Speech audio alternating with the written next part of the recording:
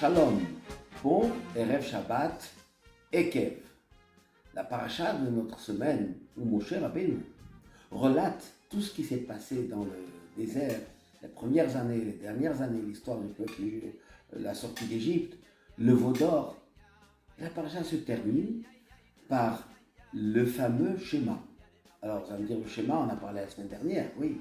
Mais le schéma que nous lisons quotidiennement comporte deux chapitres, en fait trois, avec les titres. Donc il y a Shema Israël, Shem Elokeinu Hashem Echad Ve'ahavta, c'est le premier paracha. Et la deuxième, c'est Vehaya im Shamoa Tishmeo.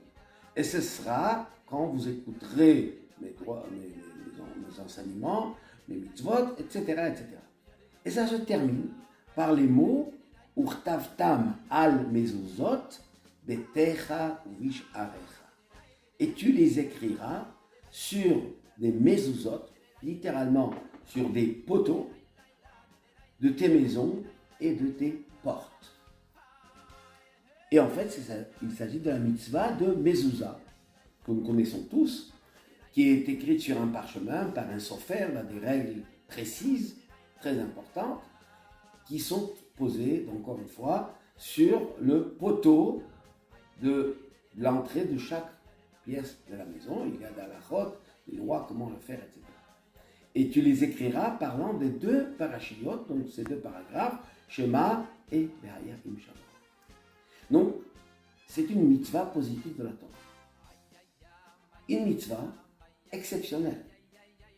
Car depuis la destruction du temple, sur les 248 mitzvot positifs, il nous reste 86, 87, une de ces deux. Et tous les restes des mitzvot, on ne peut pas les appliquer. Parce qu'il n'y a pas les conditions requises pour les faire. Mais la mitzvah de mezuzah fait partie des mitzvot que non seulement on peut le faire facilement, on doit le faire.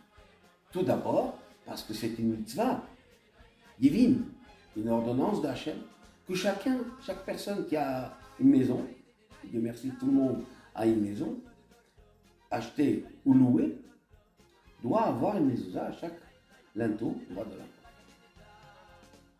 Et ça, c'est la base, la raison fondamentale. Mais dans cette mitzvah, il y a des avantages extraordinaires. C'est la protection divine qui est par la présence de la mezuzah.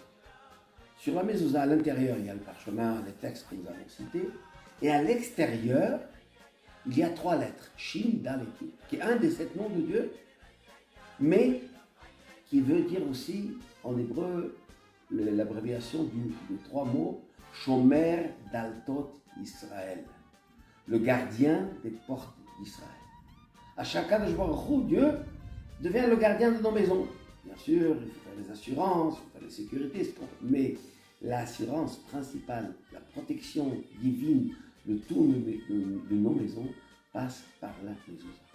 C'est pour ça que cette mezuzah, à la demande du Rabbi de Lubavitch, cette mitzvah est devenue la campagne de mezuzah.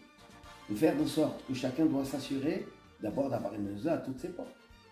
Deuxièmement, s'assurer qu'elle soit cachère, parce que souvent elles sont vendues comme ça. Les gens croient que le mezuzah c'est le boîtier. Non, le mezuzah c'est le parchemin qui est à l'intérieur. Si dehors on peut mettre ce qu'on veut, ou même pas, on peut l'envelopper dans un cellophane. L'essentiel c'est le parchemin. Et celui-là, il peut se détériorer avec le temps. Donc il faut le faire vérifier et s'assurer qu'il est cachère.